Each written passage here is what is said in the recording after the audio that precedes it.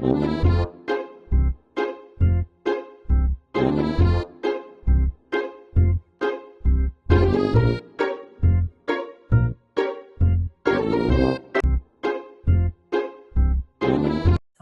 warahmatullahi wabarakatuh. Selamat malam teman-teman semua. Kami dari kelompok 3 yang beranggotakan saya sendiri Dimas Rizky Ferdiansyah dengan NIM akhir 005. Selanjutnya Rizka Putri Handayani dengan NIM akhir 009. Selanjutnya Marina Dwi Adelia dengan NIM akhir 013. Selanjutnya Elia Rahmawati dengan NIM akhir 018. Selanjutnya Laili Nur Aziza dengan NIM akhir 193. Dan yang terakhir Alivia Cahya Maulida dengan NIM akhir 194. Di sini kelompok kami akan membahas isu penting yang terjadi dalam pemilu terakhir, yaitu praktik politik uang dan politik dinasti. Kami juga akan memberikan edukasi untuk meminimalisir masalah ini di masa depan. Isu politik uang. Politik uang adalah praktik memberikan uang atau barang kepada pemilih untuk mempengaruhi pilihan mereka.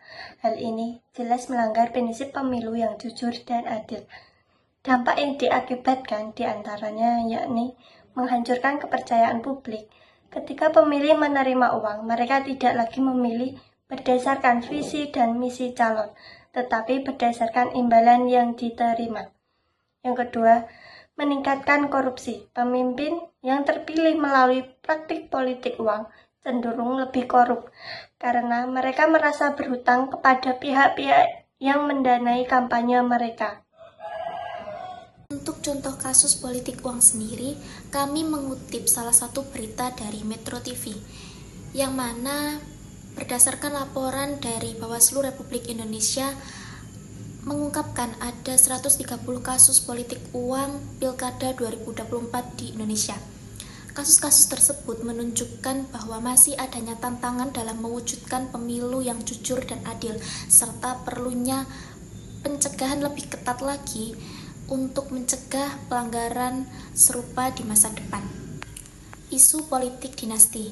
Politik dinasti merujuk pada situasi di mana anggota keluarga tertentu mendominasi posisi politik, sehingga hal ini dapat menghambat munculnya calon-calon baru yang lebih berkualitas. Untuk contoh kasus dinasti politik, kami mengutip berita dari Detik Bali yang menyatakan DPRD Kota Bima rasa keluarga, bapak, anak, kakak, adik hingga pasutri dilantik. Serta kami juga mengutip dari Rumah Pemilu mengenai ditemukannya dinasti politik di Pilkada Serentak 2024, terdapat 35 daerah yang mengalami dinasti politik. Kooptasi kekuasaan oleh satu keluarga secara turun-temurun terkait erat dengan praktik korupsi, karena kasus-kasus korupsi dilakukan oleh pejabat yang berasal dari dinasti politik.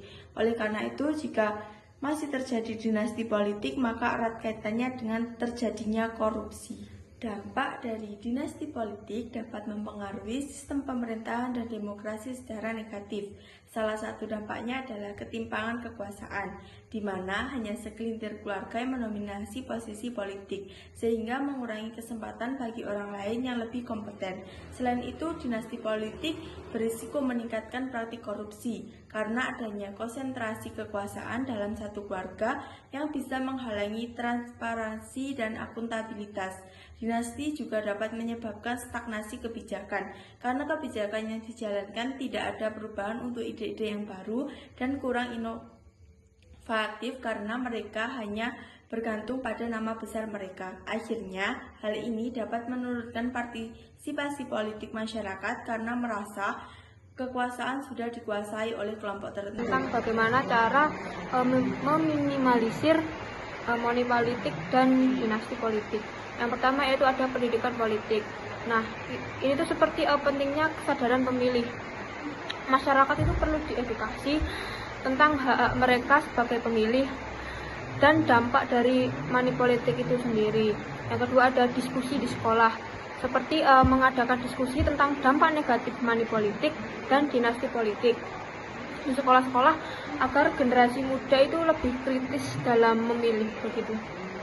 Ada pula dua peran media, yaitu yang pertama mengkampanyekan politik uang, yang artinya media mewajibkan untuk menyebarluaskan tentang kasus politik uang. Dan yang kedua yaitu menghindari transparansi, yang berarti masyarakat harus didorong adanya pelaporan suatu kasus politik uang ini.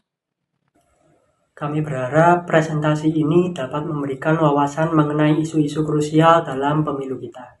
Dengan edukasi yang tepat, kita dapat bersama-sama menciptakan pemilu yang lebih bersih dan demokratis. Terima kasih atas perhatiannya. Wassalamualaikum warahmatullahi wabarakatuh.